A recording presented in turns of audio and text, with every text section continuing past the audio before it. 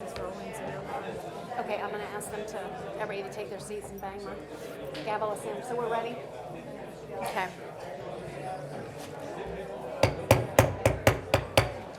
All right, good evening, everybody. If you can, please take your seats. We're going to go ahead and get started here. I'd like to welcome you all to the February 20th, 2020 Board of Commissioners regular meeting and public hearings. And tonight we have a very special guest with us. We have the Rabbi Levi Mentz, who is going to help lead us in the pledge and in the invocation. If you could please come forward. Oh, and for the record, the time is 5:05 p.m.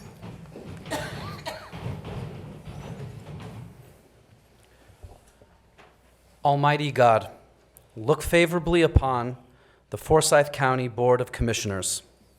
Bless these individuals, the Honorable Laura Simonson, Dennis Brown, Molly Cooper, Todd Levent, Cindy Jones-Mills, elected by the people in whom faith and confidence have been placed to legislate laws making decisions that will affect the lives of the citizens of our great Forsyth County, Georgia.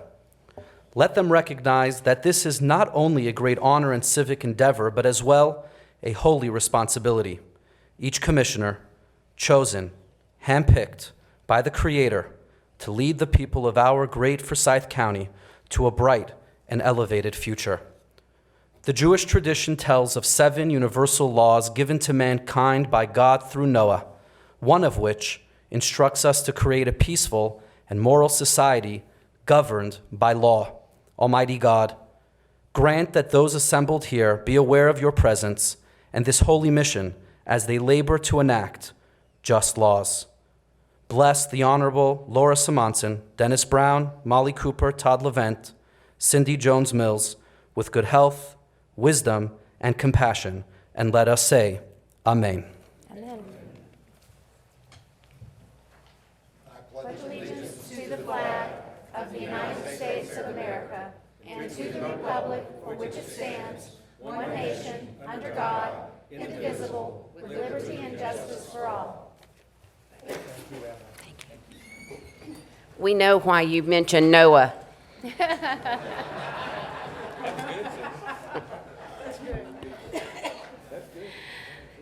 All right, thank you. We're going to go ahead and adopt our agenda at this time. I'm going to start with Commissioner Levent. I believe you may have a postponement for this evening. Yes, ma'am. In fact, I have 2, if you'll Okay. oblige me. Absolutely. I'm going to make a motion to postpone public hearing number 2 to March 19th. Second.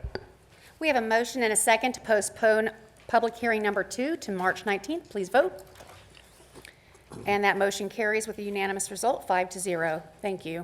And my second one, I did have conversations with the applicant. He was in agreement.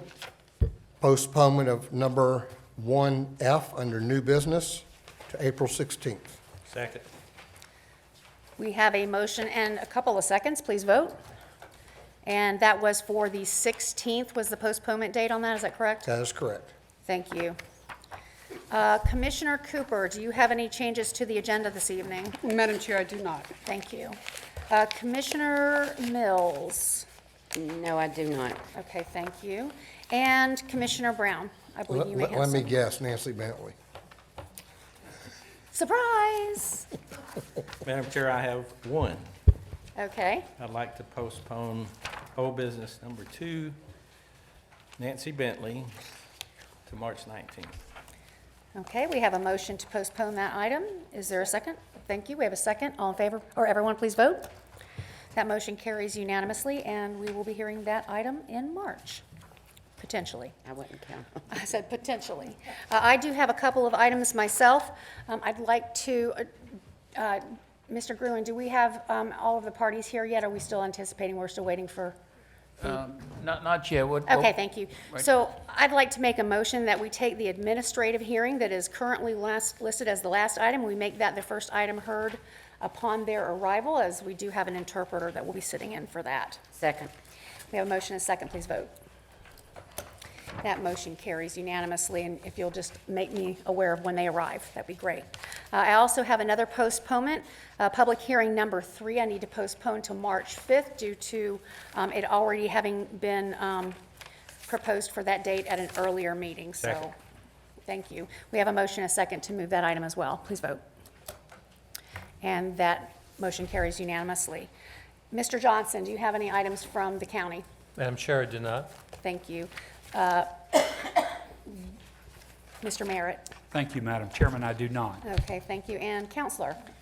Yeah, Madam Chair, I would respectfully request, if y'all could take a look at the consent agenda, specifically item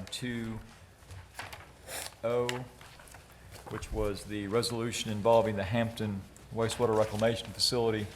We've received some feedback from the owner of that facility. They have requested a little more time before we take that action. I think there was some interest by board members to perhaps provide them some additional time. And so I would request that we simply move that item from the consent agenda tonight to the March 5th consent agenda. So moved. Second. Okay, we have a motion to move that to March 5th consent. Please vote. Counselor, That will it, motion carries unanimously. I'm sorry, would That's it be up to them to contact us about meeting? Right. The way it has been left with me is that they will reach out. I do know that they had indicated an interest in meeting, but I would assume that they will contact me or board members when they want to do that. I just didn't want it to appear the burden was on us to organize the meeting on March No. 5th if we haven't heard from anybody. Now, this was an accommodation as far as postponing this. They did request. I think we've accommodated that, but I do think the next step is likely needs to be theirs. Okay, thank you. Thank you. If there are no further changes from staff or from my colleagues, is there a motion to adopt this agenda as amended? So moved. Second. We have a motion and a second. Please vote. And the motion carries unanimously. We do have a couple of announcements this evening. You can see we have some distinguished guests here in the room. The first one that we have here is a presentation of a proclamation for Georgia Arbor Day. And it reads as follows. Do we have any representatives here for this who are going to be receiving this proclamation? Keep Forsyth County Beautiful, or please come forward.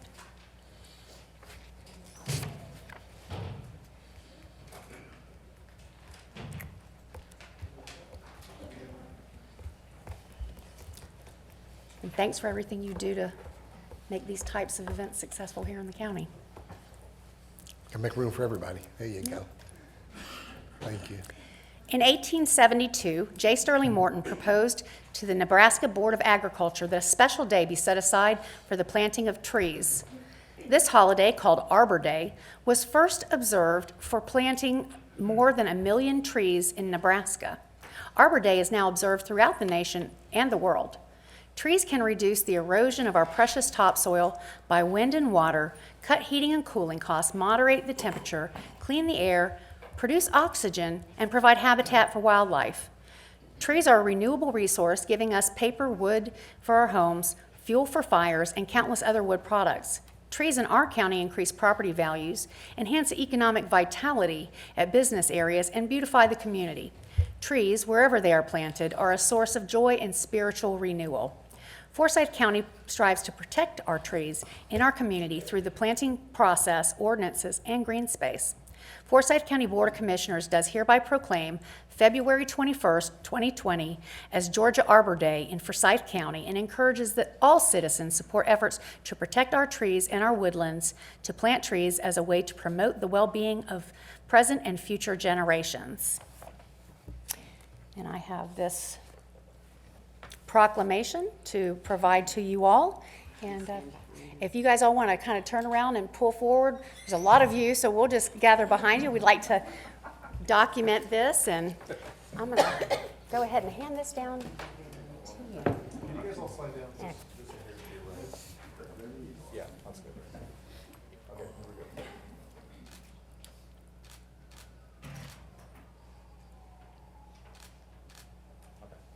Thank you. Thank you all. Thank you all for everything you guys do. Thank you. Hey, Jason.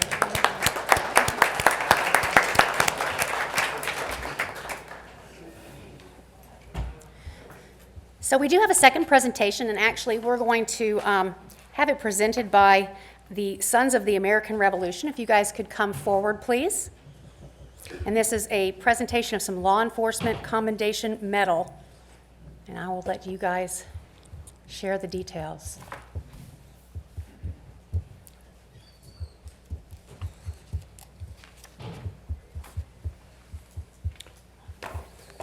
Madam Chairman, Commissioners, thank you for your time this evening.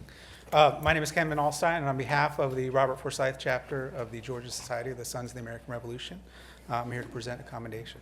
The Sons of the American Revolution Law Enforcement Commendation Medal is presented to those who have served with distinction and devotion in the field of law enforcement.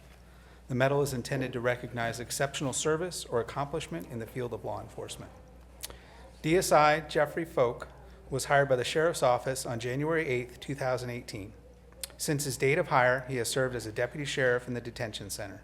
He is professional, confident, consistent with policy and procedure, and is an excellent example for new deputies. Because of his excellent work performance and knowledge, he is utilized as a jail training officer with new recruits. Deputy Folk is an active member of the prestigious Sheriff's Office Honor Guard. He is also a member of the Strategic Response Unit and consistently attends training. To become a member of SRU, there's rigorous physical fitness evaluation, and then an interview process with board members. This elite group, in addition to their current assignment, responds to fights, other disturbances, handle combative inmates, and handle pod and cell searches in the facility. Deputy Folk has an excellent work ethic and is always willing to go above and beyond to complete and exceed tasks. He is well respected among his peers and those in command. He maintains excellent physical condition and also assists his fellow officers in achieving their physical fitness goals. He is a valued asset to the Jail Bureau and the Forsyth County Sheriff's Office. So, this is Deputy Folk. Thank you. Can you please come forward, Deputy Folk? And actually, Ron, command staff, if you want to come up with him as well, that would be great.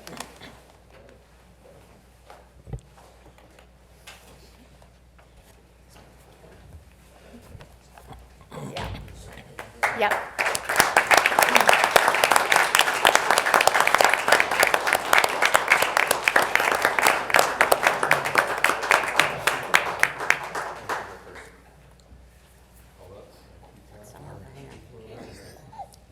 Come on, Grandpa. No, you did not. That's true. Oh, my goodness.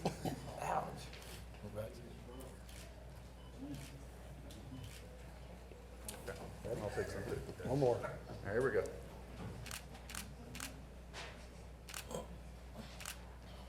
Awesome. Thank you, sir. Thank you, guys. Deputy. Congratulations.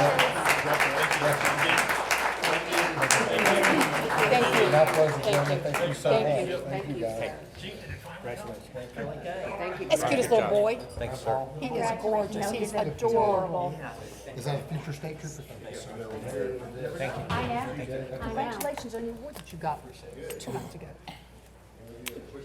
Absolutely, absolutely. Come on back. Absolutely. Yes. No, not at all. You kidding? We're honored.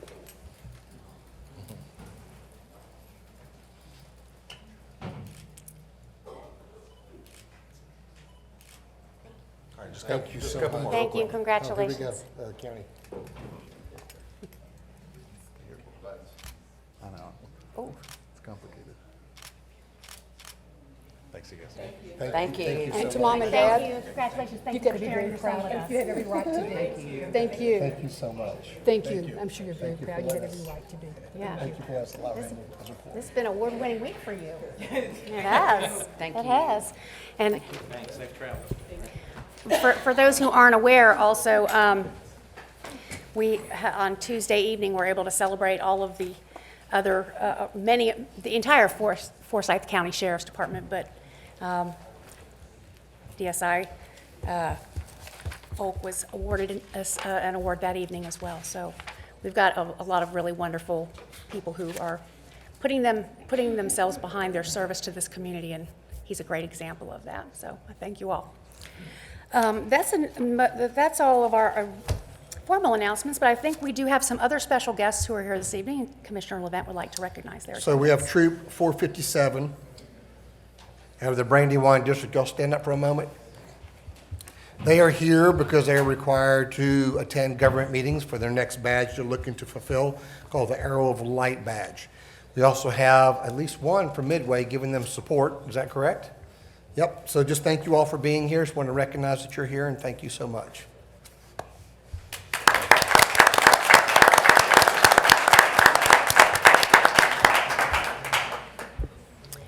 All right, with that in mind, we will move on to our public comment section, and Karen Shields is going to read off the guidelines for that, and if you're planning to speak during this section, please do remember to fill out a form and turn it in. Thank you, Madam Chairman and members of the board. I'd like to take a moment to review our meeting procedures. We ask that you please silence all cell phones and electronic devices. Those who would like to speak during the public comments should complete a public comment form, which is available just outside this room. Those who wish to speak should not currently be an announced candidate for public office. Information regarding specific requirements to address the board is listed at the podium. Please state this information prior to speaking. All comments should be directed to the entire board and not to a particular commissioner. There are 2 public comment opportunities during the meeting for speakers to make a verbal presentation to the board, one now and one prior to old business. The number of speakers is limited to 10 now and 10 at the second portion. Speakers are selected on a first-come, first-served basis and will be heard in the order in which they signed up. Madam Chair, we have no forms that have been turned in for this portion. If anyone would like to address the board, please come forward at this time. I see none. All right, thank you. Then we will go ahead and move on with some adoption of some prior agendas. Is there a motion to adopt the consent agenda as it was amended? So moved. Second. We have a motion and a second. Please vote. Motion carries unanimously. Is there a motion? Oh, wow, that's the only one we have left to adopt? It looks that way. Okay. Well, we do have a slightly different set of rules for our public hearings speakers, so I will allow Karen to read those rules.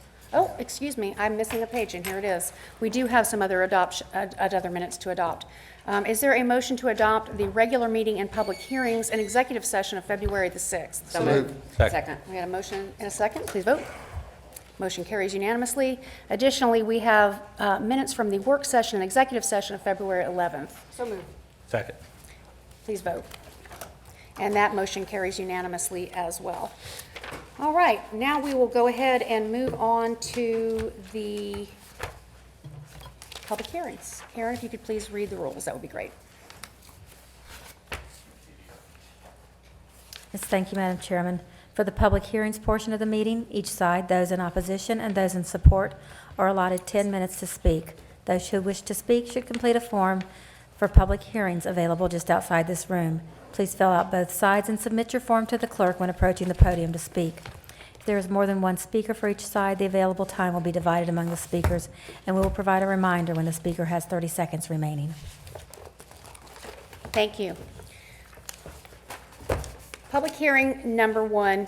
Ms. Conrath, can you please brief us on that? Yes, AL 190843 is located in Commission District Number 3. This is a request for approval of an alcohol license for Forte International Spirits Incorporated. Name licensee is Scott G. Forte for an application to sell distilled spirits wholesale at their place of business located at 4255 Trotters Way, Suite 6A. Thank you. Is there a motion to open the public hearing? So moved. Second. We have a motion and a second. Please vote. Motion carries unanimously. If you're here to speak in favor of this application, please come forward at this time.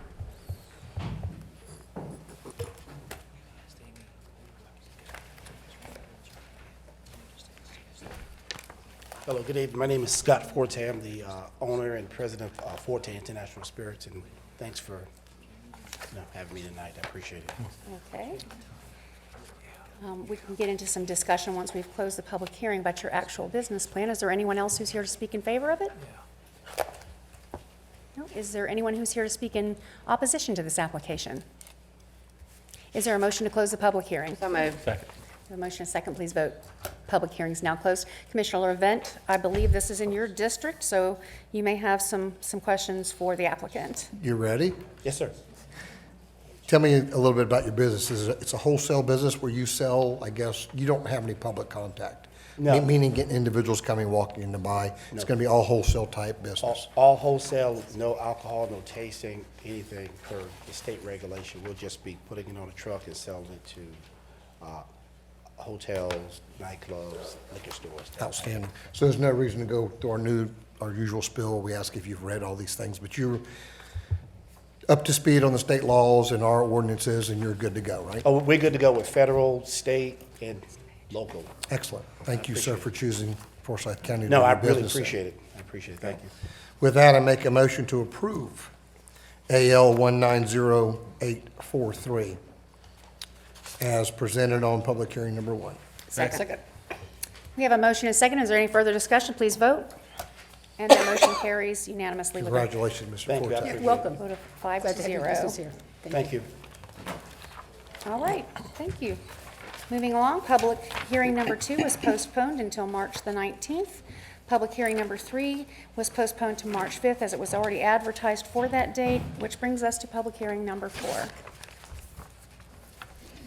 Okay, public hearing number 4. This is the first public hearing for proposed changes to the non-traditional tobacco, paraphernalia, e-cigarette, and alternative nicotine products ordinance. Ordinance, otherwise known as ordinance number 127. The proposed changes to the existing ordinance are minimal and address departmental reorganization and definition change to subsequent reporting from Planning and Community Development Director to the Department Head of Business Licensing, as well as modification to payment methods for applicants, which will expand payment options. Lastly, it will incorporate the Tobacco to 21 Act, which will states that no one under the age of 21 may purchase any item of non-traditional tobacco paraphernalia or tobacco product. Commissioners, this is the conclusion of my presentation, and I'm available for any questions you may have. Thank you. Is there a motion to open the public hearing? So moved. Second. We have a motion and a second. Please vote. Public hearing is now open. We're not going to be adopting this tonight. This is our first hearing, but if there's anyone who is here to speak in favor of the changes that we are proposing, please come forward at this time. If there is anyone here who is in opposition to the changes that we are proposing, please come forward. Is there a motion to close the public hearing? Second. The motion is second. Please vote. Public hearing is now closed. Is there any discussion amongst the board? Would you like to hear any clarification on anything from Ms. Conrath, or should we move on? Ready to move on? Just want to make sure it's supported by the sheriff's office, that they're okay with the verbiage. Yep, I'm I see fairly a thumbs firmly up from agreed with Major. them. Yep, yep. Yeah, Public hearing number 5. This is the first public hearing for proposed changes to the pawnbroker and pawn shop ordinance, otherwise known as ordinance number 96.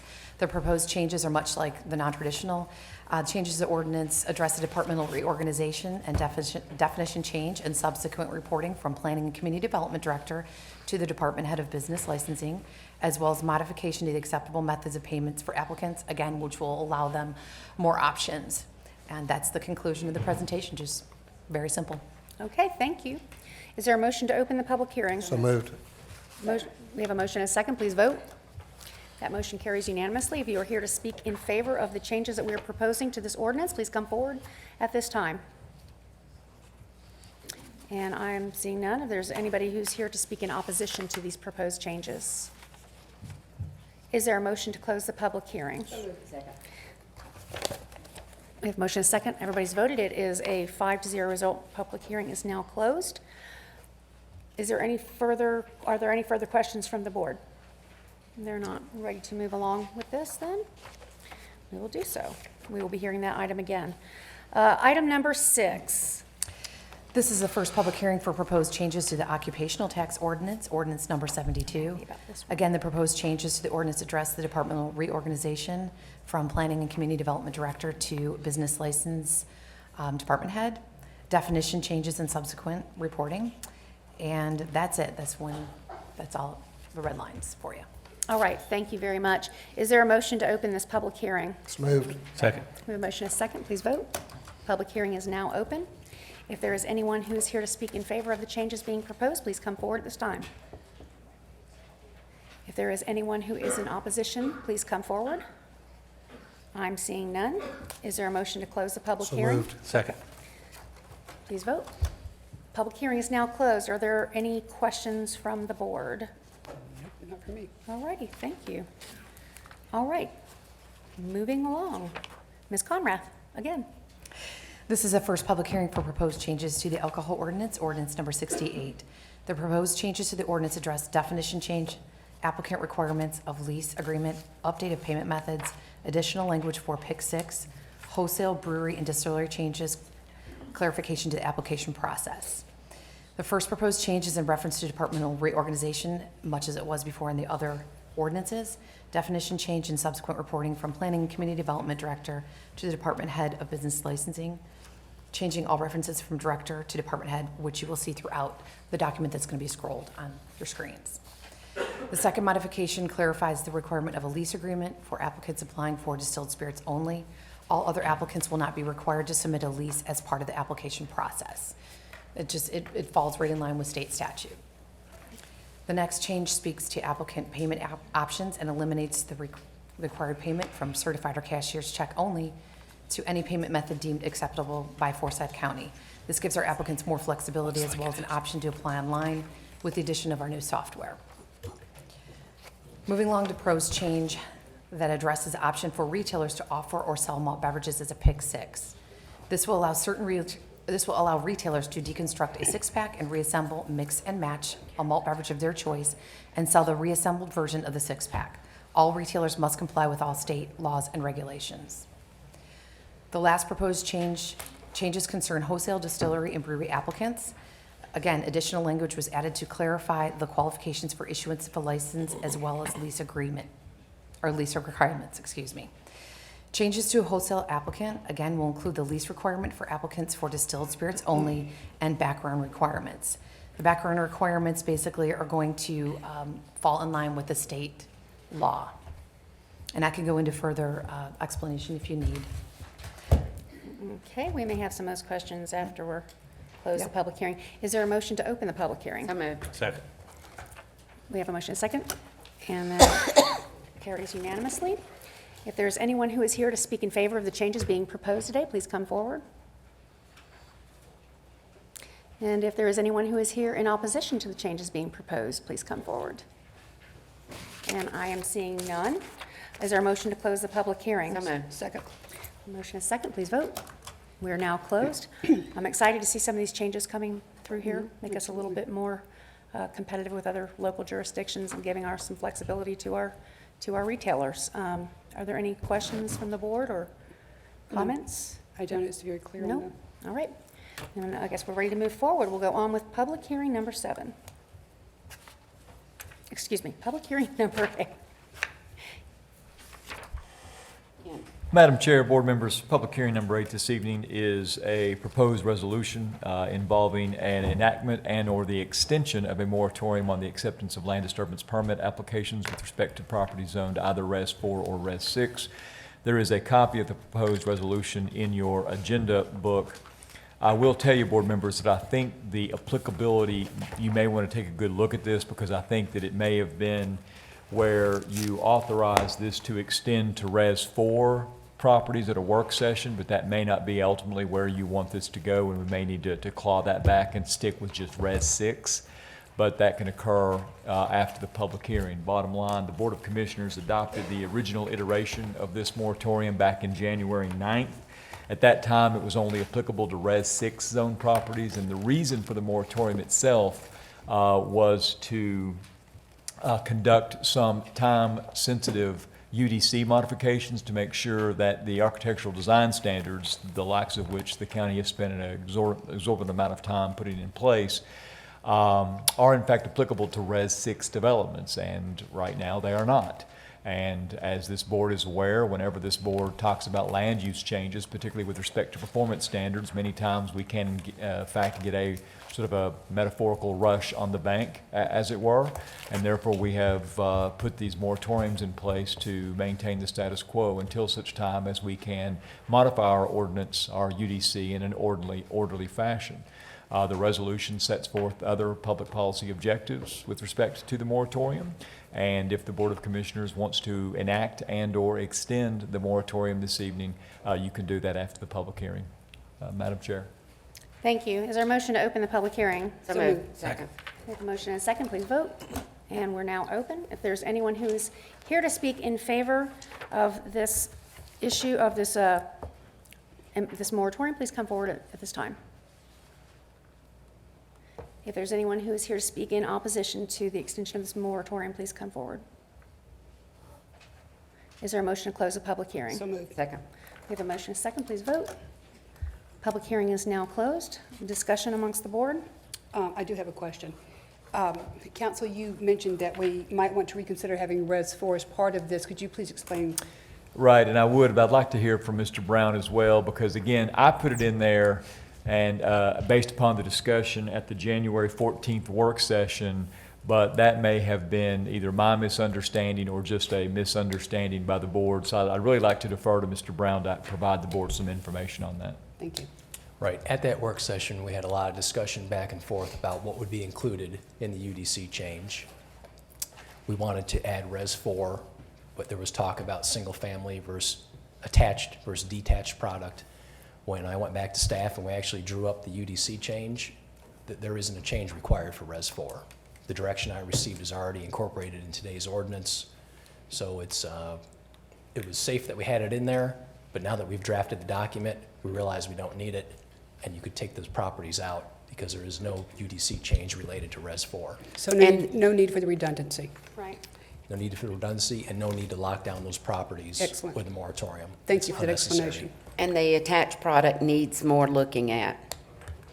Attached and multifamily we discussed on Tuesday, and that's an entirely different endeavor because it won't just be changing what the code applies to, it will be drafting a new section of requirements, a new performance standard for that product.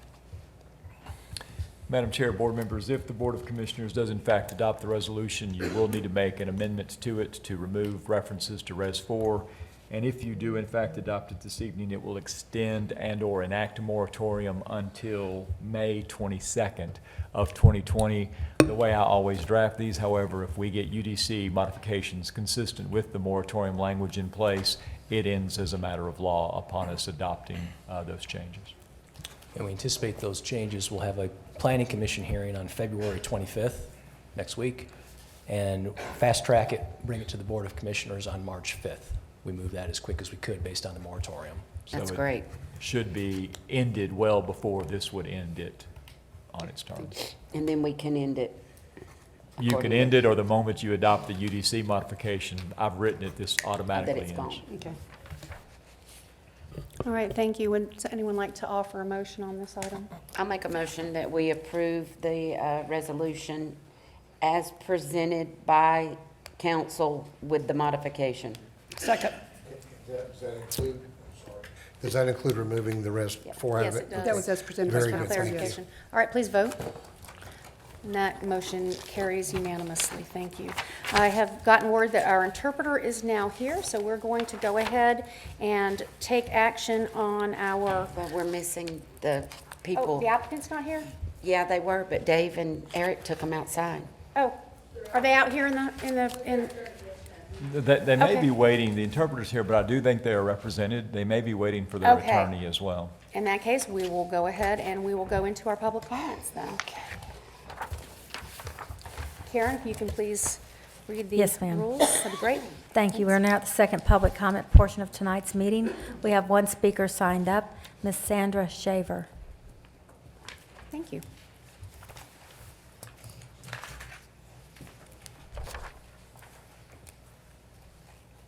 Thank you. My name is Sandra Shaver. I reside in the Ballantrae community of 68 ranch homes. Mayor Environmental CP 190043 has a request to build an office building. And the concern of our community was potential runoff to the retention pond. His parcel abuts our retention pond for the 68 ranch homes. And our other was noise and, of course, a visual buffer. We met with the applicant and the planning representative and outlined our concerns. Conditions were agreed upon, and they were approved at the planning meeting. As long as those conditions are in place and we do not have the potential runoff, we are not in opposition for the development of his office. Thank you. Thank you.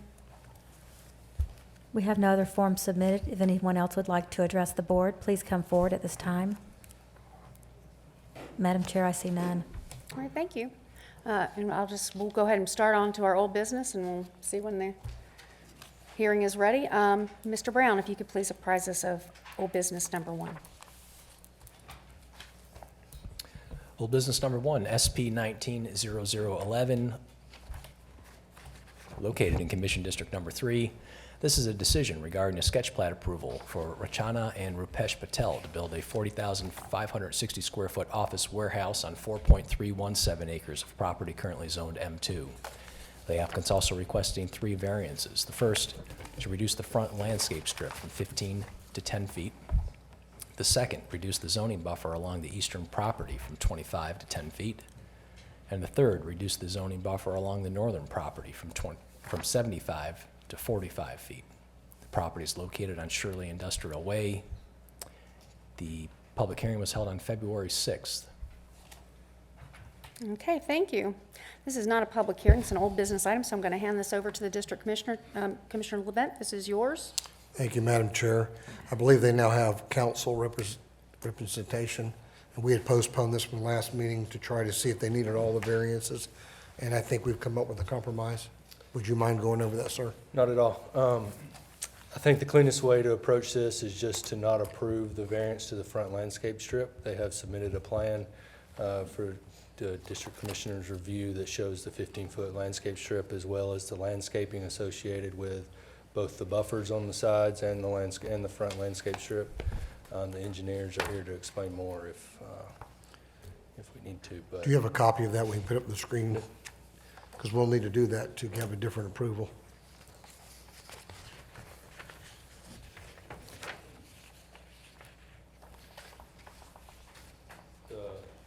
the landscape one. Are you talking about the Yes. sketch? Because for the variance, I think we can show a plan, but you just wouldn't approve that, That's correct. that front landscape strip. Yes. Being it's a sketch plat approval, it should be up on the screen.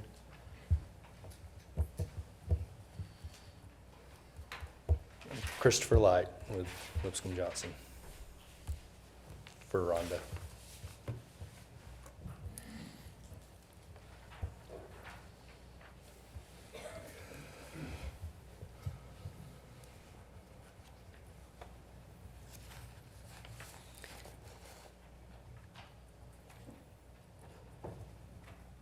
All right, y'all ready?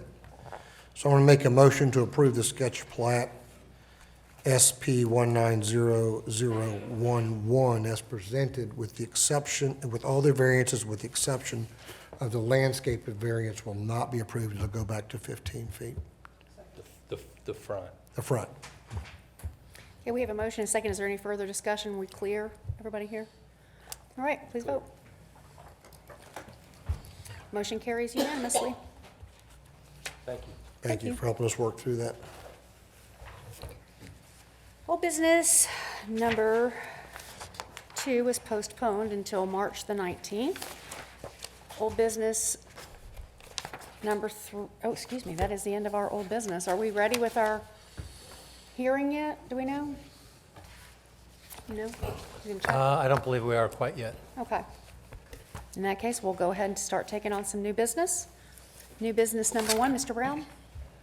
CP 190044, Stacy's Place, Inc., located in Commission District Number 1. This is a request for the issuance of a conditional use permit to operate a personal care home serving 10 persons or less in a 2,400 square feet, using 2,400 square feet of an existing 4,179 square foot home on 2.19 acres of property, currently zoned R2R. The property is located on John Burris Road. The Planning Commission recommends approval of the conditional use permit with conditions. Those conditions are shown on your screen. The public hearing was held by the Planning Commission on January 28th. The proposed use is in conformity with the comprehensive plan, and staff is supportive. Thank you. Again, we are not in public hearings at this point. This is in District 1, so Commissioner Cooper, this is yours. Thank you. Is Richard and Stacy Schleif here? Wonderful. Do you mind coming up?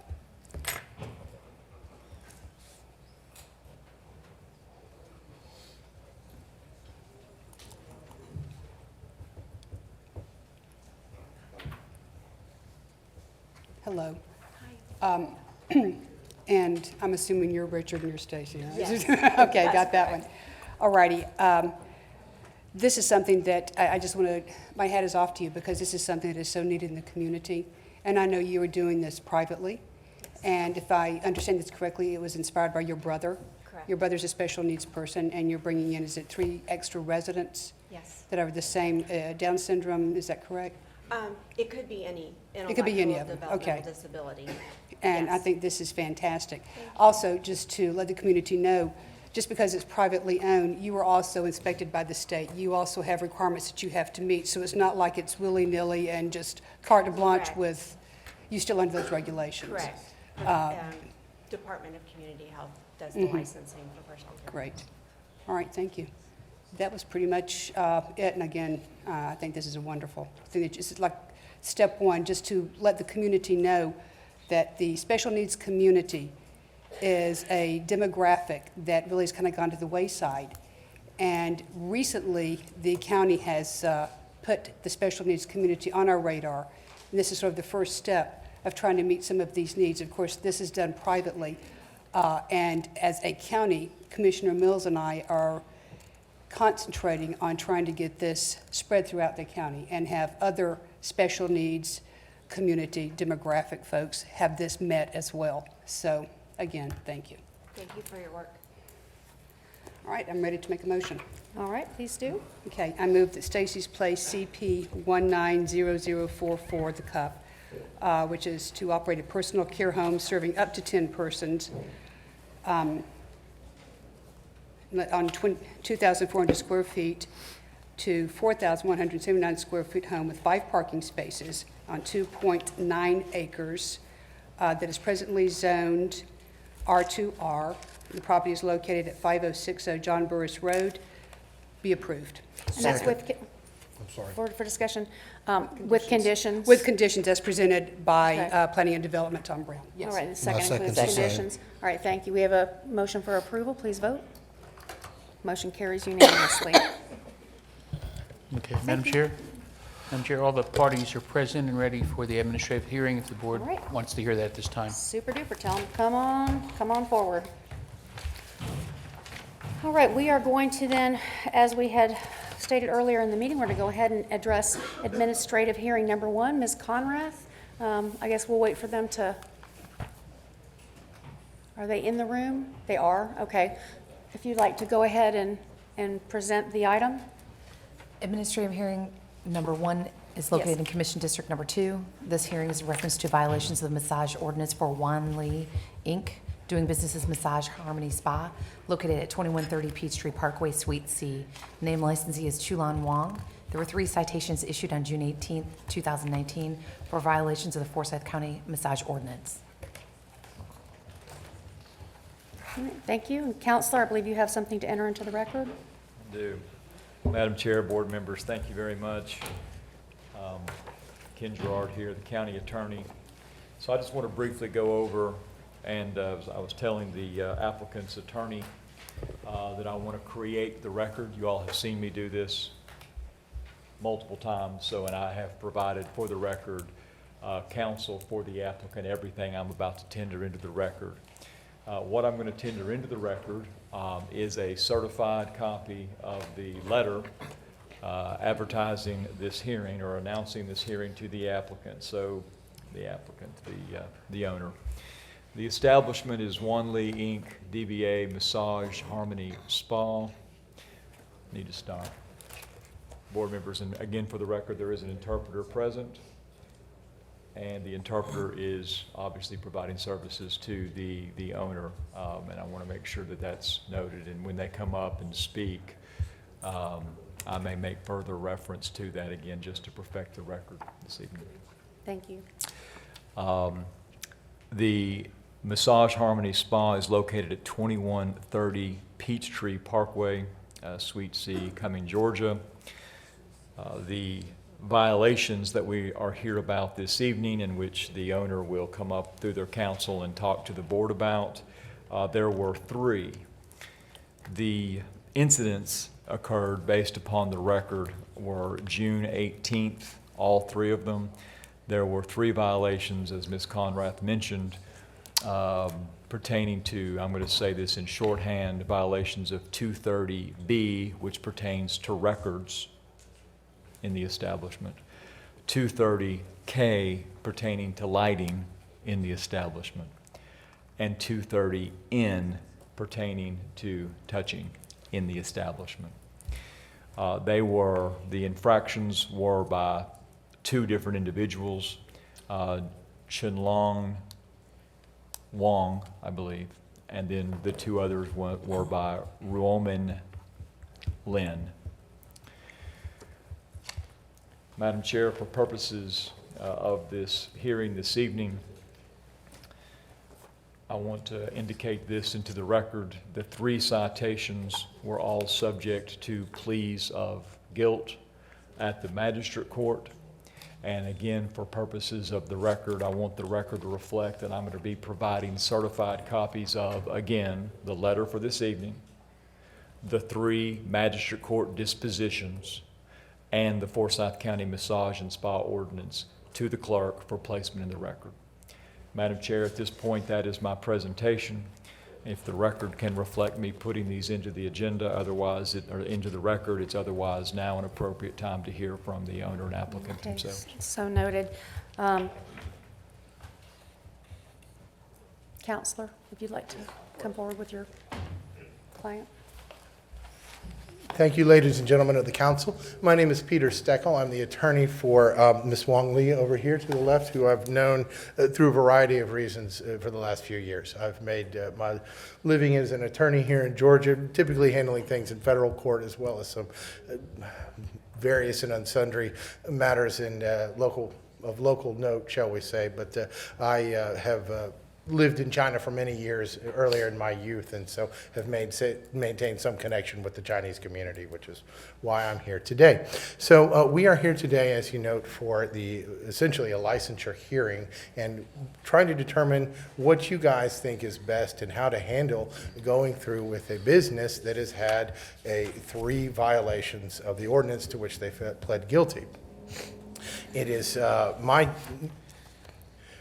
concern here that what we have is a small business owner who has operated in the county here for 9 years without any issue or violations before these convictions on actions that occurred in June 2019. So I want you to take that into account and into the record, because she has been operating in that. We do take these charges very seriously. I do want to note, though, that it was Ms. Lee, an employee, who was charged with the matter of sexual touching, I believe it was, as opposed to my client, the owner of the business, Ms. Wong, Ms. Chun Wong. And so I wish you would keep that into account during the course of this action today. And so in regards to that, we, as I understand it, this is here as a license review for her county business licenses. Do you have any questions or concerns for myself or Ms. Lee that you would like to ask me in regards to? I don't think at this point, I'm probably going to go ahead and open the public hearing or the administrative hearing and call to see if there's anyone here to speak in favor or in opposition at this point. And then after we close that out, the board may have some direct questions. Would that be appropriate, Ken? Well, I Or you think think at this point we do candidly, and with respect to the order of the formal opening of the hearing, from the owner's perspective, that was their presentation. Okay. What I might recommend is to go ahead and let's just, from a perfunctory standpoint, open the hearing, see if Right. anybody else wants to speak, That's what I was assuming gonna they do. don't, and then I think it's time for Q&A. That was the approach I was taking. Yep. Okay. With that in mind, we may have some afterwards. I'm going to go ahead and ask if there's a motion to open the administrative hearing. Second. Motion is second, please vote. Our administrative hearing is now open. Is there anyone who is here to speak this evening in favor of the respondent or the? Right, other than obviously who has already spoken. Obviously, we've received your presentation, but if there's anyone here to speak on your behalf or? Other than the client? Other than your client, right. Okay. Is there anyone who is here to speak in opposition or has any concerns about what is occurring this evening? All right, I'll go ahead and ask for a motion to close the public hearing. The motion is second, please vote. It is now closed. All right, Colleagues, do you have any questions for the counselor here? Or for the client? Well, and is the officer here that, okay, I would like to hear from the officer that issued the citation. Please come forward. And if you can go ahead and give your name May I step for back? the record. Yes. Yes, you Okay, may. thank you. Absolutely. My name is Andrew Dial. I'm a deputy first class with the Forsyth County Sheriff's Office. Okay, if you would just tell me whenever, what you found whenever you were issuing the citations, how this happened and what you found when you went in. Sure. Just kind of walk us through a little bit. This started as an undercover operation, as well as a compliance check. We had an undercover deputy inside the establishment who had audio devices on him. He asked for a massage. He was told to go straight from the door into the massage room by the owner here, at which point the employee came in a short time after that, started performing the massage. About 40 or so minutes into the massage is when the touching began, the dimming of the lights. He gave the code word over the audio device, and we came in and stopped it from there and did our compliance check, issued the citations. Okay, thank you. The employee that was in the room, is that person in here? Is that person here Yes, ma'am. tonight? Okay. Yes, ma'am. Thank you. Anyone else? Anyone else have questions for the officer? I guess I have a question. It might be better to both, but it said that this continued several times. And I think the counselor made reference that they take it very seriously, but they've gotten 3 citations in a year. So I guess I'm having trouble being able to understand we take it very seriously, but I've gotten 3 citations in a year. To me, if I were disciplining my children, that wouldn't fly.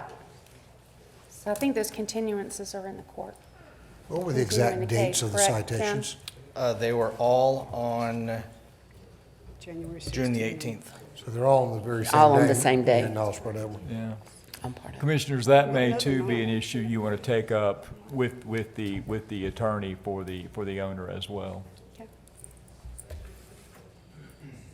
So this charge of inappropriate touching, is that something that could be construed accidentally, or is, in the opinion of the officer, that's something that they know the line and it's crossed as far as? Yes, based on the officer's statement, the undercover, apparently it was attempted multiple times, and he pushed it away every time. Okay, so the intent was Yes. there. Okay. And I don't mean to, but I'm gonna request that we not get too far into the weeds, simply because we're here, we put into the record the guilt, and again, I don't want to get in the way of your questionings, but I hope you see where I'm going. I'm looking more for this from a mitigation standpoint for the owner and applicant, but thank you, board members, I do understand your questions. Anything else for the officer? Just the records, just something was cited that weren't keeping proper records. Yes, the way the ordinance is laid out, when the customer enters the establishment, they are supposed to sign their name and what sort of service they are receiving, and that did not happen on this occasion. Thank you. I think that's what you were getting at when you said was directed from the door straight to the room. Correct. No, right. Okay, I think Thank we're you. good.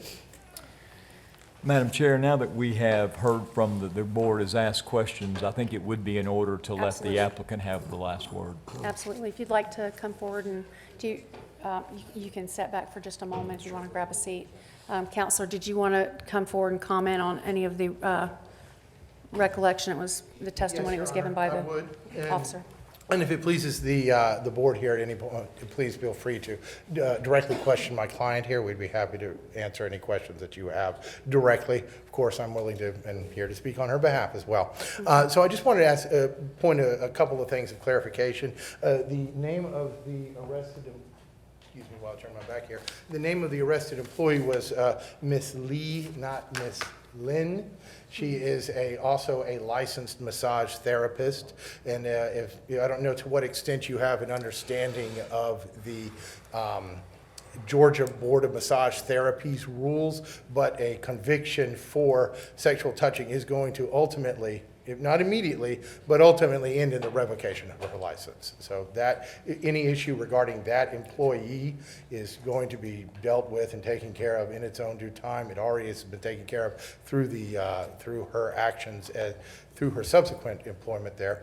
But any issues regarding that are going to be dealt with. The second issue I had as a matter of point is, I think you stated that the person convicted of sexual touching was here today during your testimony? What? All right, yeah, we really need, Well, I mean, but Well, it was, this is the the point only where we question need to have was, is everything the directed at individual us. that was here today? right, Yeah. and so just a couple things to note. This is not a typical trial. This is, we're reviewing a business license. We all understand that. But you're going to have to direct all of your questioning to us, not Okay. to members of. Understand. Excuse me for stepping out of the point of order. If we need to have some clarity on something, we'll certainly Okay, call up. who I we need to was talk to. simply trying to clarify for the record. I Sure. believe the officer stated that the person cited for sexual touching was here, when in fact she is not. Ms. Lee is not here tonight. It is Ms. Chun Wong who is here tonight, and Ms. Chun Wong's daughter-in-law, who is also acting as, if you will, an aide or interpreter in lieu of, and prior to the I've been in court all day, and for the board's provided interpreter. I have one question. So if I may. was that employee terminated? No, the employee was not terminated. They've known each other for many years. The employee has been limited to foot massages only since that time. I have one question, Madam Chair. Certainly, go right ahead. Miss Lee, who was cited, Yes, Ms. Lee was cited did for she sexual touching. plead guilty in all three charges in magistrate court? Well, she was, the charges were split between two individuals, the owner of the business, who pled guilty to the records-keeping violation.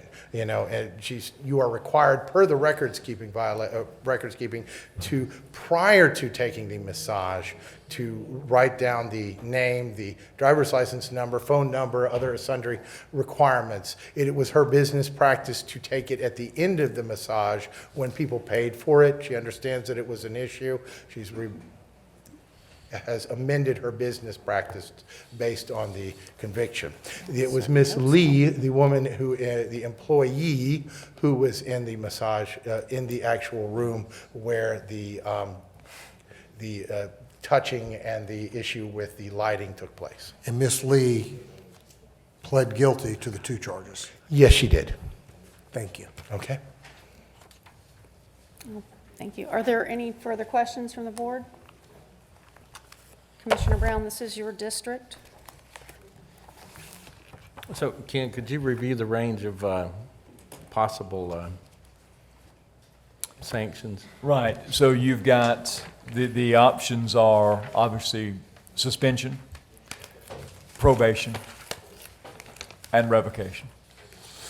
And now there's a lot of flexibility within all of those concepts, but you get the idea. I suppose a fourth option is to do nothing, but I think in this state with this number, your options are probably better confined as probation, suspension, or revocation. Can I have one question for you, please? Yep.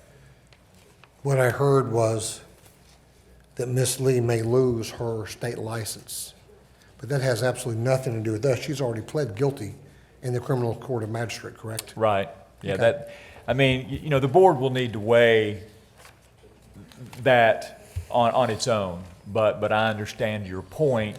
That's a separate regulatory process than the process we're here tonight. And the odds are she's going to lose her license. I understand. I got it. Thank you. Well, I think my concern is that from a business management standpoint, that employee has still been retained. Yeah, that was mine And as just well. simply moved to Yes. another role, and that to me does not speak well to having truly taken these charges seriously. Madam, if I may share, there's a small possibility Go right ahead. that it's a little bit different in the liquor law. If they don't have a person on site that has that Oh, state I license, understand. they're closed instantly. They would probably have to find somebody that might be, you might want to ask them, that might be why they have not until they find somebody else. But it's pretty evident the state's going to take this license from her, they're going to have to find somebody anyways. Right, well, it was relayed that she was simply moved to massaging feet. So obviously, if someone arrives to receive some other type of massage, they're either they're going to be serviced by someone else. So Right. that doesn't do much. Could we ask Ms. Ordinance- Wang that question? Yeah, our ordinance does not allow them to operate what they're doing unless there's a state licensed I get therapist that. there. And Miss Lee apparently is that person. That's fine. Commissioner I think Bennett, that Dennis, was 6 I believe months. that Commissioner They've had 6 Brown months. wanted to perhaps ask a question of, let's allow Commissioner Brown some deference in his district, please. You wanted to hear from Yeah, him. could we ask Ms. Wang to possibly step, or Please, either? by all means. Either way. Ms. Moss. Yeah, just what she was thinking when she decided to retain the employee in a different position for just feed only as opposed to releasing the employee. 我们房间里边每个房间都有一个让客人穿上内裤，当时那个客人也没有穿，所以呢，他当时认罪的时候，他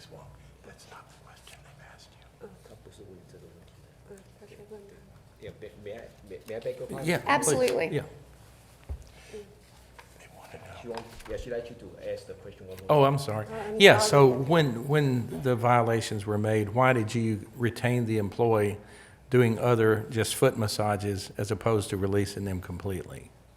当时你不是还有执照吗？那你这个人既然他做的不应该做的，你怎么还让他继续在那边再做，让他再做足疗？做足疗的话是在外边，没有到房间里边，我能够监视到。While she was performing full massage, that she was outside of the room, so I can supervise, I can monitor her. Okay. So you didn't think it was important to, like to the chairman's comment about if she's not following the rules, then you still have her around. That was our point, kind of.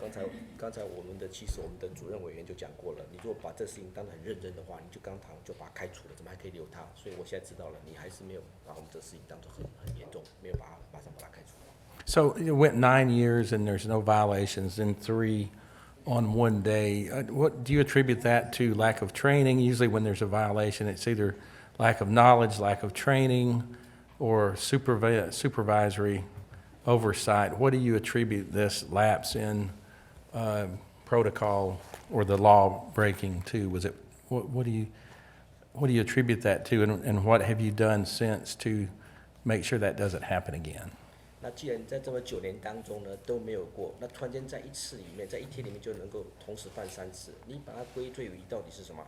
是你没有好好的训练他们呢，还是你自己觉得说你自己不是很好的主管啊？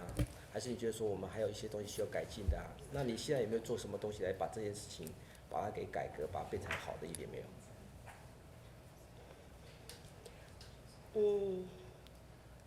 这一段时间我的身体呢就出现了得病了，所以呢，从管理方面呢可能有点舒服。我呢，下一步呢会加强管理，不会发生任何事情。 Yeah, during that incident on that day, that was why I was having a period of time that I was so sick. But I can guarantee you at this point that I'm fully recovered, and I'm a good supervisor. I'm going to do my job, and always, as I always do, I'll do my best job to serve the city here. Okay. County. Anyone else have any questions?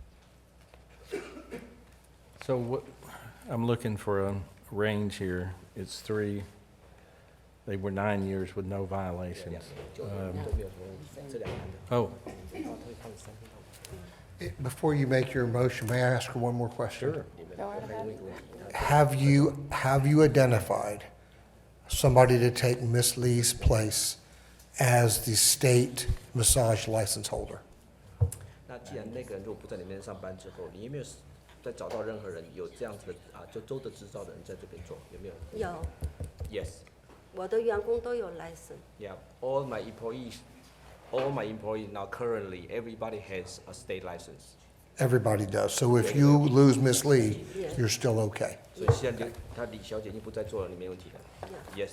Yes, sir. So, for Miss Amy, how many violations have they had in the since it's opened? 除了开门之外，有没有 The 3 violations, 就是3次。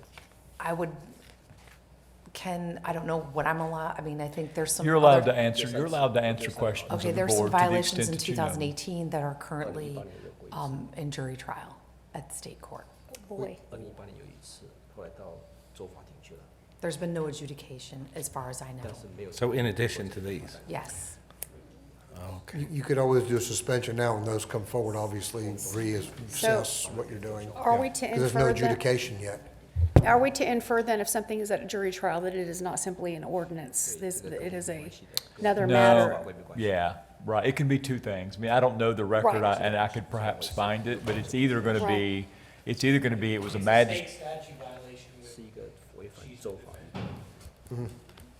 Okay. Because what we're looking at here is business management practices. I mean, whether or not we think that we have somebody who's operating the business within the rules and the ordinances here in this county. And where you say it's not the same as alcohol, and it's not, but at the same time, when somebody sells to a minor. You took my comment on out of context. What I'm just saying Right. is, This isn't for in back a and liquor forth. store, you don't have to have a person there with a But it massage makes, it license. begs you to wonder how many people got happy touches that were not undercover cops. But you can't hold them guilty for things you think may have No, happened. we No, you can't, but we can can't. certainly look at a pattern. But this is a So- business license. All right, Board members- let's dial this back in, because I don't want to start getting too far down the road on things that have not been adjudicated yet, but if there is a record in state court that things are that there have been previous violations, and it was portrayed to us that there were not, that's a concern as well. Would Commissioner Brown like to have each one of the commissioners stand on it before you make the motion? Yeah. You want to just want to do Yeah. Is it yours? Is it your district? Please, absolutely. Okay. I'm fishing. I'm for suspension myself. Suspension. I have no problem. I have no problem with suspension or revocation. And I'm for suspension or revocation, but it sounds like when these new charges come to us, it sounds like there'll be a more solid decision. Well, right, and particularly since, those charges were already pending in court. Here we are discussing this, and we still have an employee who's been involved in those activities. Yeah. It's still in their employ. Correct. Let me That offer up, bothers let me me. offer up this, And the- if I may, from the perspective of sort of the due process element of this. If the board is thinking suspension or revocation, not my words, that's where you all appear to be. It might be, though, that we take some action in the form of suspension, but then if in fact there is an adjudication, we can provide the applicant notice that will give them an opportunity to come here, and that may then be the trigger for revocation, but at least that will then offer the opportunity of the other side to come here and have an opportunity to speak to that exact charge as well. Just suggesting that to you as an option. That's what I was hinting to. Thank you. Well, to be honest with the discussion part, I didn't get the reputation was one of the choices, and it's really ongoing, it's based on behavior under this business license. And that which we have our ordinance, that is in Forsyth County, like those have been completely violated from the SMEs of three. So, I'm for revocation, regardless of what the future charges might be that come before you. Are we allowed to know? I guess we shouldn't take that in consideration. Never mind. So can you say, could Dennis make a motion that they be suspended for so long and pending coming back after the court case is Well, finished? a couple thoughts on that. Okay, let's talk about real very quickly what a suspension is. A suspension is the termination of the business for some period of time, all right? Which is less severe than a revocation. A revocation is the termination of the license altogether. Then there's probation, which is probably the least severe, but it is sort of putting someone on warning that if there's another infraction, that they could lose their license or face something more severe. So I say all that to say, you could immediately suspend. You do this in the alcohol context all the time. You suspend for some period of time. That's the immediate punishment. That could then be followed up by a probationary period. And then if in fact there is an adjudication, that might result in another hearing before this board where you say, based upon the previous 3 violations, plus now this adjudication, you're revoked. In other words, you can mix and match, is my point. I don't think you're limited to one or two options. Do we have any idea of when this other one will be adjudicated? Commissioner Mills, that's a great question, and I do not. If the board wants more information on that, more than just what we're able to put together now, I would need to go and look at the docket and Could you report back. make a motion to say that their license is suspended until the adjudication has been resolved? You could, but that might be a de facto revocation. I mean, you could just revoke, because I don't know how long that'll be. That could be 6 months, that could be a year. Are the charges as severe? You don't know if they're as severe? I don't know. I think law enforcement probably has a much better handle, or Ms. Conrad Is there does. actually a state charge? For one moment, is any, I think it was continued right now to March, and there's similar charges. There is state charges, not county ordinance. It was an undercover op that was put online. it was not the same dates in question, though. My unit, we do 2018. It was a state, that's why it's state statute. Different dates, different times. 2 years ago. Thank you. But it's similar, a similar. But it's been continued several times, so even though it's set in March, it can be continued. Well, I I'm for think we're at revocation. We're at revocation is coming. Mr. Brown, revocation might be something to consider, because it sounds like they've got more charges coming. And we're within our right to do it with 3. It's up to you, though. Wouldn't be the first. Ready for a motion? Yes, I move the applicant's license be revoked. Second. we have a motion, a second for revocation. Please vote. Motion carries unanimously.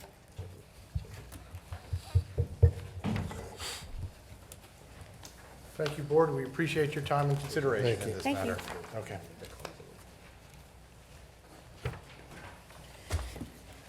Okey doke. Moving on to get us back where we were, I believe we left on item number, new business 1B. Zoning application 3954, Ray Mack Investments LLC, located in Commission District Number 1. It's a request to rezone 3 acres from M1 to M2 for a 1,200 square foot office with a conditional use permit for a ready-mix concrete cement plant. The property is located north of Jake Drive. The Planning Commission recommends approval of this rezoning from M1 to M2 with conditional use permit with conditions. Those conditions are shown on your screen. The public hearing was held on January 28th. Although the property was found to be not in, the proposed use was found to be not in conformance with the campground character area due to the proposed zoning category, staff is supportive based on adjacent industrial uses. Thank you. Not a public hearing, so I'm going to hand this off to the District Commissioner, Commissioner Cooper. Thank you. On this is a cement plant that is proposed at the end of an industrial site. Jake Drive is all industrial. And the location, I don't know if you have the site plan up that you could put up, Tom, showing, I don't know if you have that available. I think we are working on pulling that up right now. Thank you. While we're pulling that up, just to give you a little bit on that, once you see it, you will see that there is quite a bit of a tree buffer. It's about 450 feet from this proposed site to the closest residential, and that residential is burnt hickory. Now, Carrie Hill, the Planning and Director Commissioner for District 1, has contacted the HOA, has spoken with them to see if there were any objections to this coming forward. And the only thing that they requested was that the hours of operation, which are in here, and I think it's from 5 a.m. to 6 p.m., and that was it. It was just about the hours of operation. And again, that buffer is there, and it's quite a bit of a buffer. You could see it. If you have one that shows, do you have the aerial that shows? Don't have that with you? Okay. We do not. All righty. And the reason for it to go from an M1 to an M2, again, this is at the end. Jake Drive is nothing but industrial, and it is at the end of it. So it is a location that cannot be seen by the road. It's not interfering with anyone else, so it's a place for it. And that's why we were asking for the change. from the M1 to the M2 on this. Any questions from the board? One, you mentioned there's about 450 feet between this and the neighborhood. Yeah. Who owns that 450 feet, and what's the plan for that in the future? It is privately owned right now, and I don't know what it hasn't been sold. It is privately owned, so there are no plans on the books for that right now. Okay, thank you. Okay. Any other questions? Okay, you ready to make a motion? Please do. I move that we accept the rezoning from M1 to an M2 for Raymac Investments LLC, ZA 3954.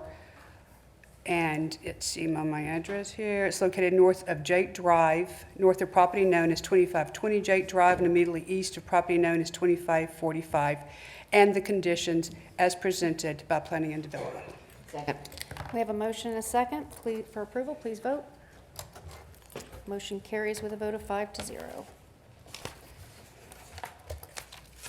New business 1C. CP 140041, Sean DiNardo, located in Commission District Number 2. It's a request for the issuance of a conditional use permit to operate a 1,538 square foot farm winery on 7.207 acres of property currently zoned A1. The applicant's also requesting one variance, which is to reduce the side setback from 25 feet to 12 feet for the existing structure only along the western property boundary. The property is located on Stony Point Road. The Planning Commission recommends approval of the issuance of this conditional use permit with variance and conditions. Those conditions are shown on your screen. Public hearing was held on January 28th. The proposed use is in conformity with the comprehensive plan. Staff is supportive. Okay, again, not a public hearing, so I'm going to hand this to the District Commissioner, Commissioner Brown. Just watching them scroll through these conditions again. There's consumptions. They will have a tasting room. Yep. Is the applicant here? Sean, could you come up, please?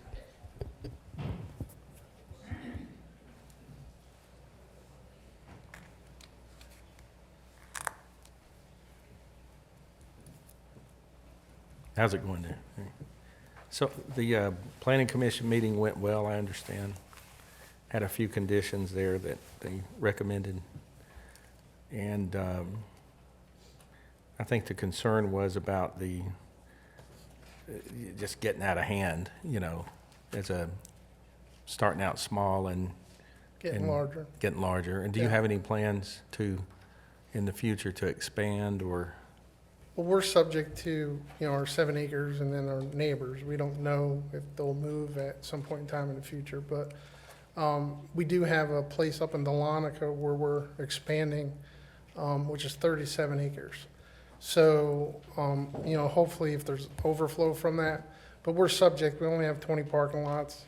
I think the building is 75 capacity. So, and everything that was in there with the conditions is, obviously, it could get bigger, but we'll have to either shut the gates or, push people away if it does. And John, did you have any concerns about, did you actually get to review? The engineering department have any concerns about the traffic or anything? No, sir, we have no concerns. Okay. This Anyone is- else have any? This is still going to be subject to them obtaining alcohol licenses and Right. so forth. This is just to be able to establish the winery itself. Right. Anyone else have any? I'm just curious, I think their 20 parking spaces might not be enough at the end of the day. It's 7 acres. It's not very 7 large. acres of land is a pretty big piece of land. Well, there's one condition, they can't park along Stony Road, so. That's why I'm saying you might want to put a couple extra parking places in there. You don't want Well, to block them or box so- them to where they get forced to have to do that. So they're not really applying for this as an event center, so, I understand. yeah. So, Sean, you had a comment? We have another pasture where we can open it up. We were just planning to stone 20 spots for parking. But you see what I'm saying, he may be parking other cars, and technically, I think that counts as parking if they park more, so you might want to give them a few more spots. So, Tom, what do y'all think on that? Is this something we should leave at 20? Should we try to, because the planning commission, they were okay with 20. So what do you think on that? Right, we're not gonna have a problem if, you know, if there's a couple times a year where they're parking on the grass. Okay. And if anything else, probably limiting the impervious surface by doing that. Yeah. Okay, anyone else have any questions? I don't. Ready for a motion? Yes, sir. I'd like to move that we, thanks, Sean, you can sit down. Thank you. Approve the CP 190041 Sean DiNardo to operate 1,538 square feet farm winery with 20 parking spaces on 7.207 acres. Currently zoned A1 with the following variance to 1, reduce the side setback from 25 feet to 12 feet for the existing structure only along the western property boundary in accordance with UDC Table 15.2 with the conditions as shown on the screen. Second. We have a motion, a second, please vote. Motion carries with a unanimous result for approval. New Madam business? Chair, Yes, sir. I could have a point of order very quickly. Can we revisit very briefly new business 1B? Commissioner Cooper, everything was in order, except I would just ask it respectfully if you could make that motion one more time and specifically mention the cup. You asked to rezone it with the conditions, but we also would like to have you say to include the cup, if I Do you could. want us to reconsider it or just clarification? It'll take a motion for reconsideration Motion for first, and then Commissioner reconsideration. Cooper can have it. We have motion for reconsideration. And second, please vote. The item is under reconsideration. Commissioner Cooper, would you like to restate your motion? Absolutely. Thank you. I move that we approve Raymac Investments LLC ZA 3954 to rezone from restricted industrial M1 to heavy industrial M2 on 3 acres for 1,200 square feet of office and 5 parking spaces with a conditional use permit for cement plant. Second. We have a motion. Second, please vote. Motion carries unanimously. Thank you, Board All Member. right, thank you, Ken. All right, we're moving on now to new business item number 1D.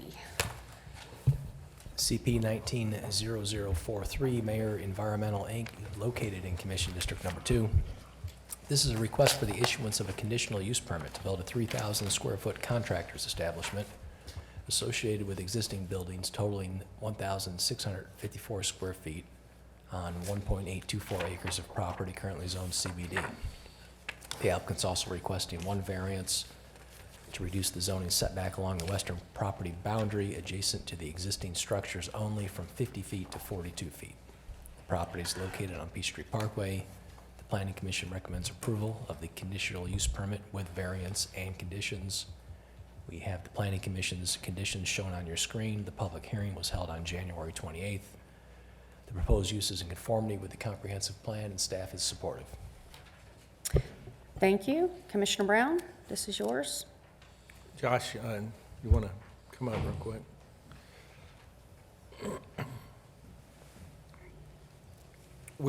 I had asked Josh to add one more condition about that this would comply with the Peachtree Parkway overlay.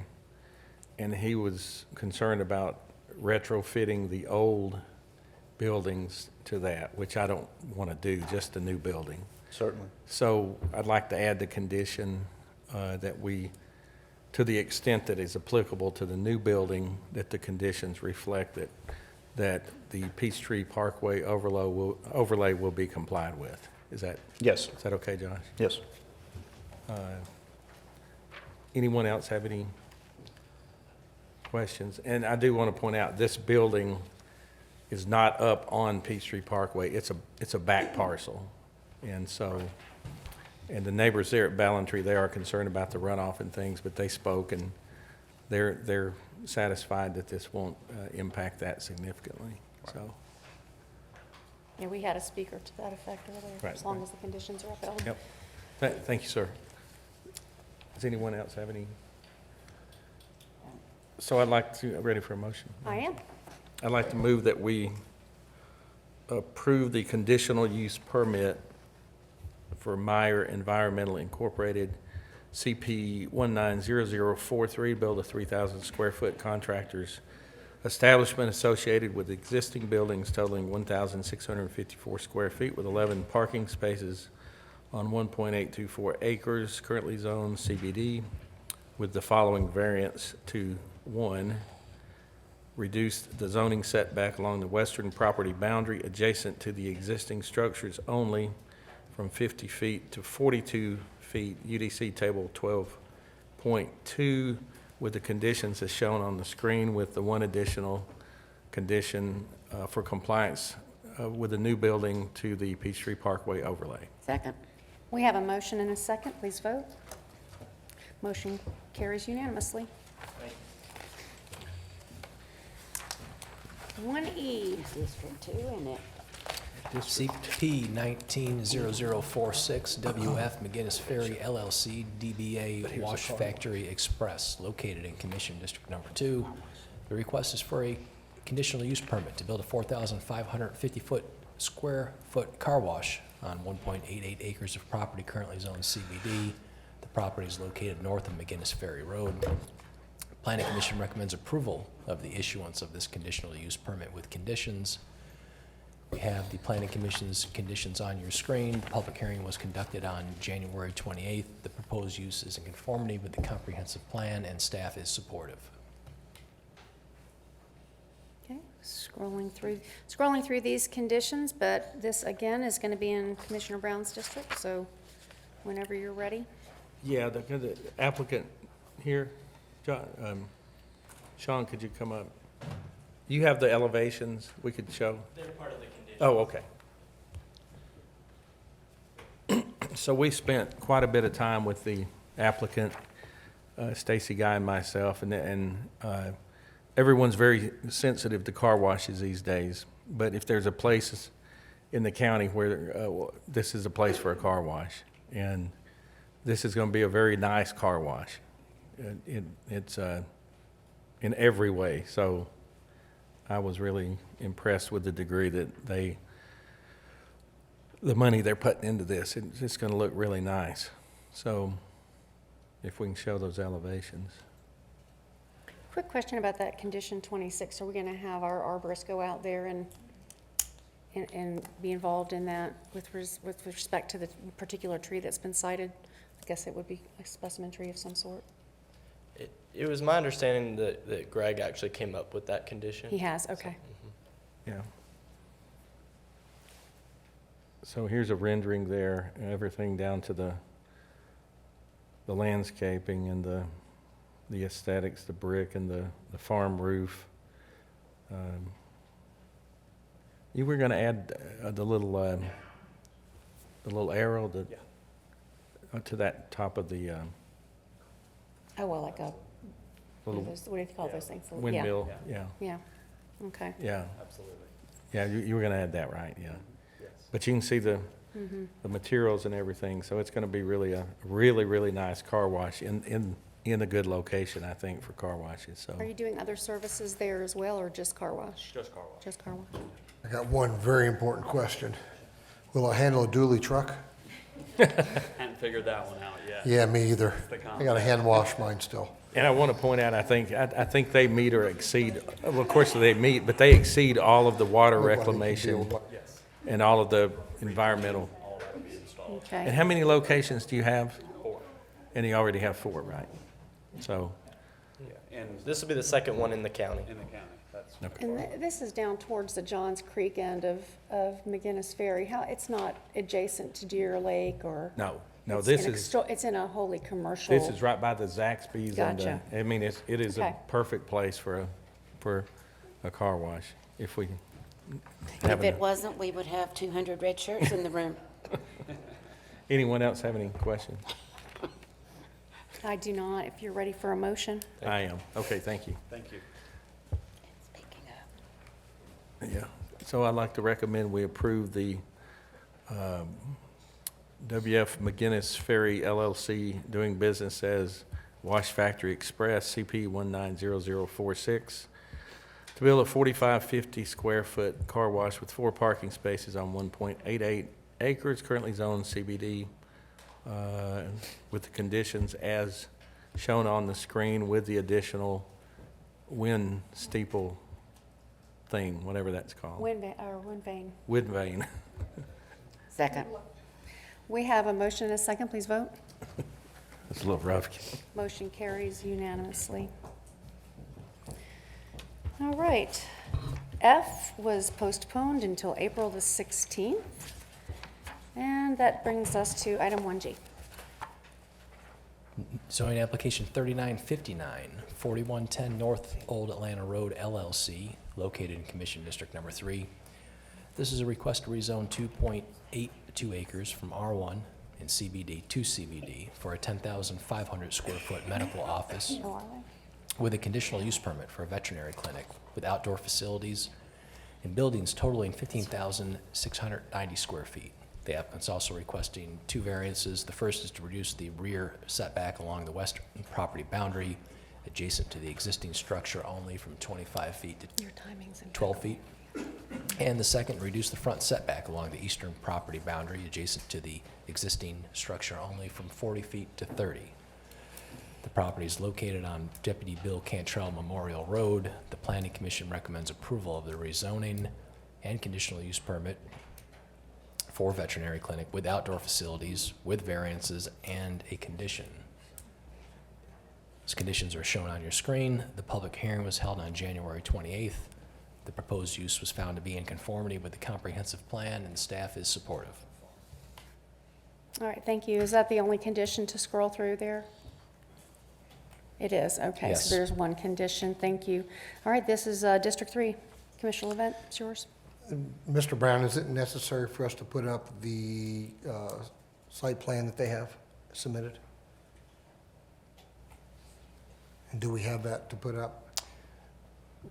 I think it would be informative if you want, we'll put it up. If you have one, please. And I want to add one more condition to it.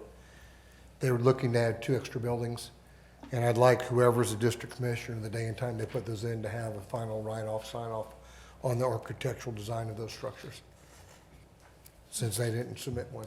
All right, we'll include that in our consideration. Yeah, You'll- so If you'll include it in your I motion. met with the veterinary doctor over there.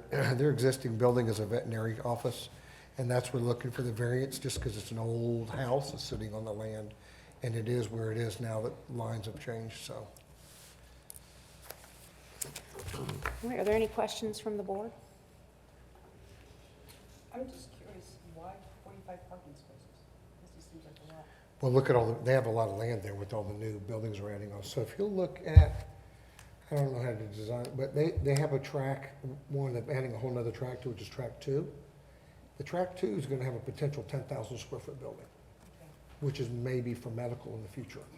Because next to them is Resurgence, who may be buying that from him. And the building he's looking to do in the proposed animal facility would be his expansion, actually. And the variance exists on the existing old house they're working out of, an old building they're working out of, because it encroaches a line, and when he filed this, they now, with our new setbacks, have to get a variance. But it's 45 in addition to the 24. Okay. I was just curious. Yeah. Thank you. Yeah, if they get those big buildings in there, that's where they'll be on it all. So, all right, so there's the sketch plan. We'll go back to the original conditions, please. So I make a motion to approve the ZA 3959 to be rezoned from single-family residential R1 and commercial business district CBD to commercial district CBD for the 2.828 acres for the, I'm not going to read it all out, but for, in accordance with the conditions shown and the reductions and the variances shown.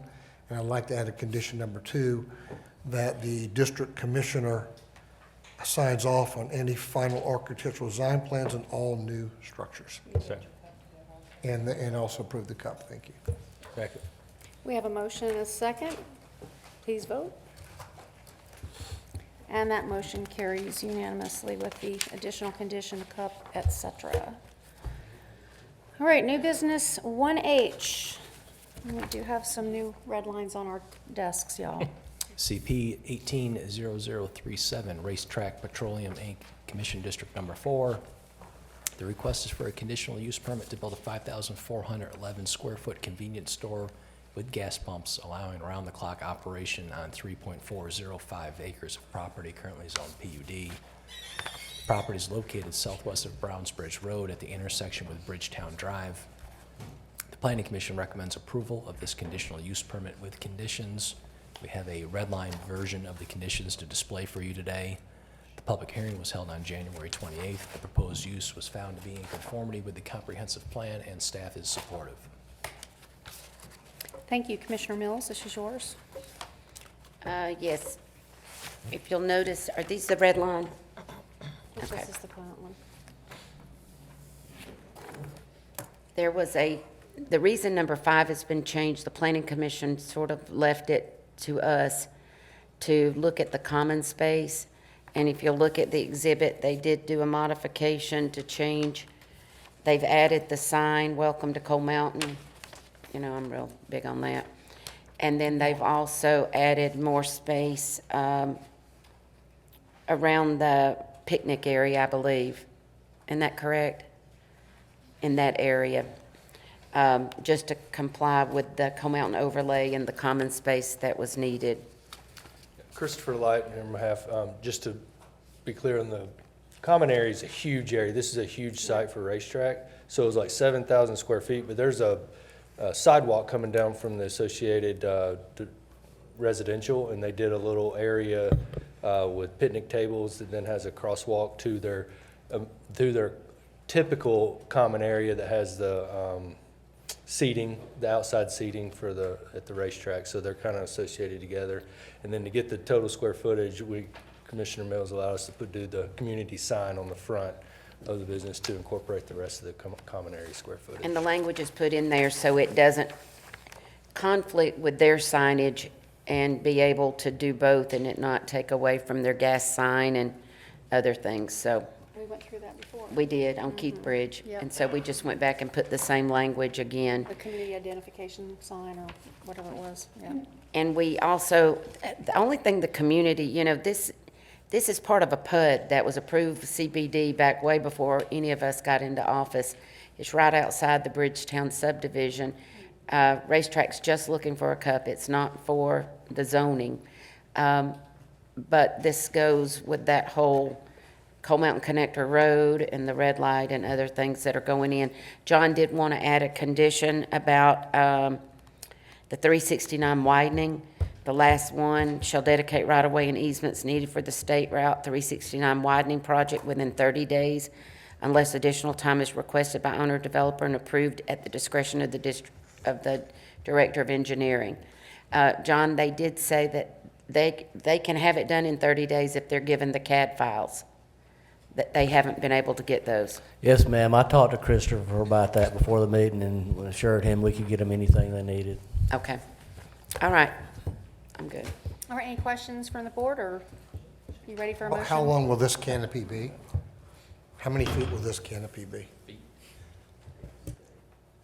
Is it the one that has 8 or It's the same 10 islands? 8, yes, sir. 8, okay, thank you. Commissioner Mills, are you ready? Yes, I'd like to make a motion to approve CP 180037 for a conditional use permit to build a 5,411 square foot convenience store with gas pumps with 31 parking spaces, around-the-clock operation on 3.405 acres, currently zoned planned unit development, with the conditions as presented on screen and with the site plan. It says that in the conditions. It does. It's referenced Exhibit B, A, B, and C. Second. We have a motion and a second. All in favor, please, or everyone, please vote.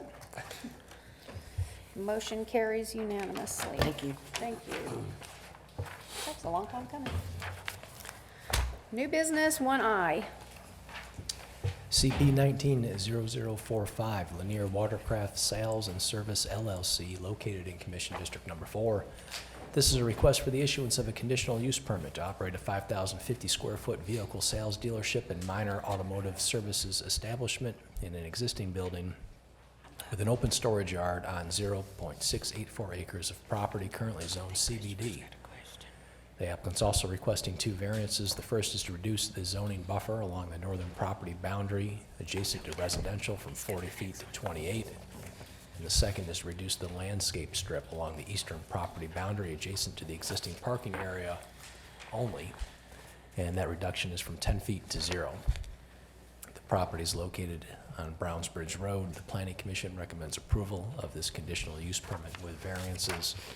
We have a red line version of the conditions currently scrolling on the screen. The Planning Commission held the public hearing on January 28th.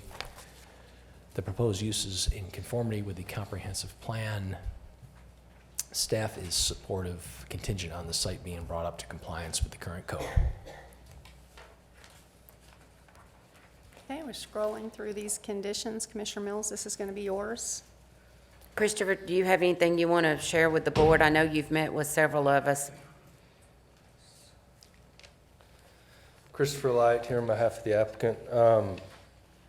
I made a representation at the Planning Commission that we met with several, that actually my client met with several of his neighbors, and they were fine with it. In particular, there was a variance to the eastern boundary halfway down the site to really to facilitate his existing storage area.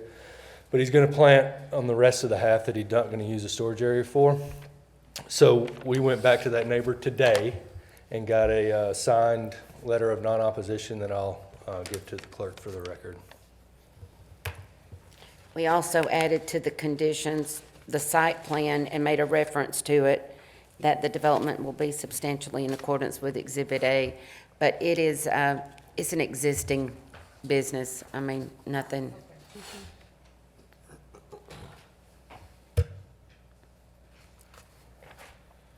Are there any questions or clarifications needed by the board? Commissioner Mills, are you ready for a motion? I make a motion that we approve CP 190045 with the variances and conditions as displayed. We have a motion and a second, please vote. Motion carries, there we go, 5-0. Thank you. New business number 1J. My Zoe. long-suffering District 5, we're always last.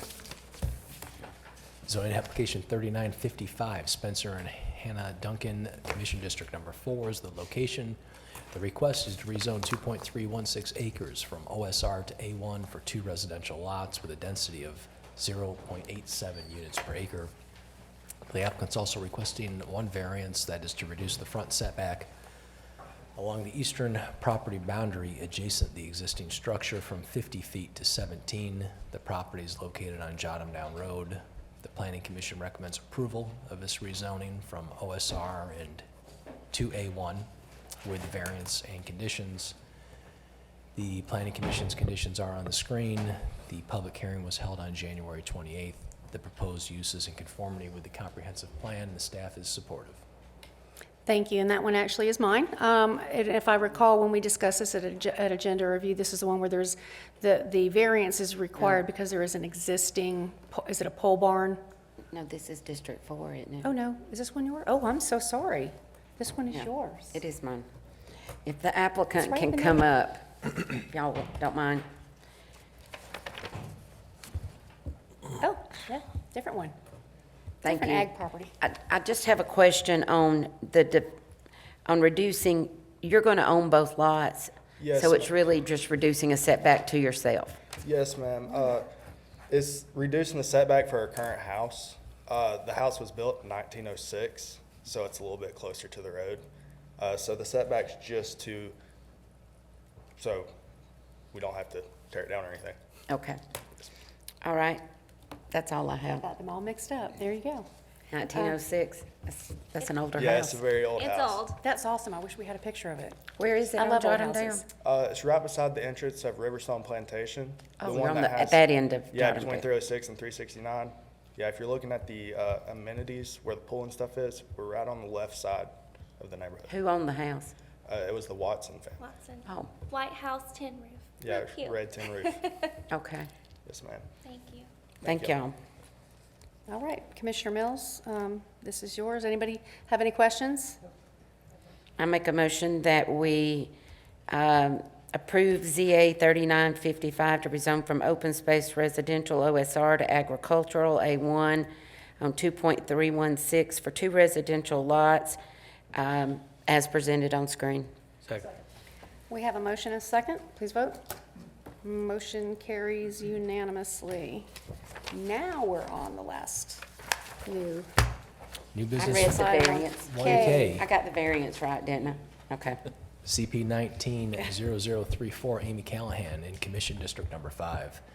This is a request for the issuance of a conditional use permit to build a 320 square foot non-commercial horse stable on 3.415 acres of property currently zoned R2R. The applicant's also requesting one variance to reduce the rear setback adjacent to the existing structure from 25 feet to 16 feet, and that is for an existing pole barn that's on the property. Right. The property is located on Chattahoochee Road. The Planning Commission recommends approval of this conditional use permit with variance and conditions. The Planning Commission's condition is on the screen. The public hearing was held on January 28th. The proposed use is in conformity with the comprehensive plan, and staff is supportive. Okay, thank you. That one is mine. My applicants are here in the room. If anybody has any questions for them, they're just looking to add to their ability to use their horses on their property. They already have the pole barn is what is out of compliance now. So I am inclined to go ahead and make a motion unless there are any questions. All right, I'd like to make a motion then that we approve conditional use permit 190034 to build a 320 square foot non-commercial horse stable on 3.451 acres currently zoned single-family residential restricted district R2R with the variance and conditions as shown. Second. We have a motion and a second. Please vote. Motion carries unanimously. Y'all are all done. And we might be too, but I have a question for our counselor. Is there a need for executive session tonight? No, Madam Chair. There is not. Is there a motion then to So moved. adjourn? Second. We have a motion and a second. All in favor, please say aye. Aye. Any opposed? There are none, and we stand adjourned at 6:51 PM. You did. How are you there? There. Molly.